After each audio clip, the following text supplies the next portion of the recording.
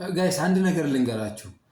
በአቅጣጫ ሚዲያ አቅጣጫ ታለንት ሾው ብለን መተናልና በዛ ጋር አባል መሆን የሚፈልግ ወይም ደግሞ የአቅጣጫ ታለንት ሾው ክሩ ሆኖ መስራት የሚፈልግ ሰው ካለ በራችን ክፍት ነው ስንል በራችን አሁን ላይ በጣም ክፍት ነው። ለምን መሰላችሁ? በዋናነት ይሄ በሶሻል ሚዲያ አካባቢ ያለውን ባህል ለመቅረፍ ስላሰብን ነው። ለምን መሰላችሁ? ሁሉም በሶሻል ሚዲያ አካባቢ ያሉ ልጆችን እናውቃለን። የራሳቸውን ቴክኒክ ለማንም ሰው መናገር አይፈልጉም።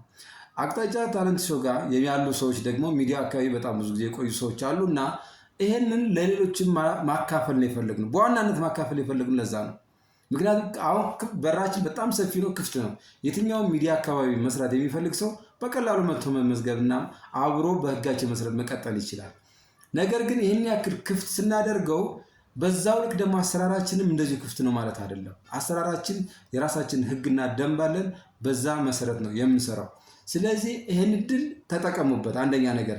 ሁለተኛ የምታናግሩን ሰዎች በራችን ያለምንም ክፍያ ወይም ደግሞ የትኛውን ፍላጎት ያለው ሰው እንቀበላለን ስንል ሚዲያ አካባቢ ያሉ ሰዎች የራሳቸውን ቴክኒክ የራሳቸውን አሰራር ለሰዎች ስለማያጋሩ እኛ ደግሞ ሚዲያ ላይ መስራት ፍላጎት ያለው ሰው ምን ችግር አለ ልምድ ሰተኑ ቢሰራ ብለን ስላሰብን ለዛ ነው ክፍት ያደረግን፣ የትኛውም ሰው እንዲጠቀም ስለፈለግን ፍላጎት ያለው ሰው።